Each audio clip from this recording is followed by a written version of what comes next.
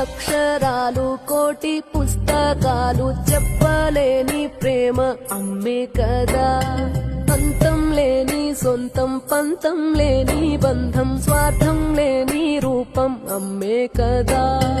ఎంత నిండుగా నీడనిచ్చిన ఎండ తప్పని చెట్టే అమ్మ, కంటి నిండుగా నీరే పొంగిన రెప్పముయని చూపే అమ్మ.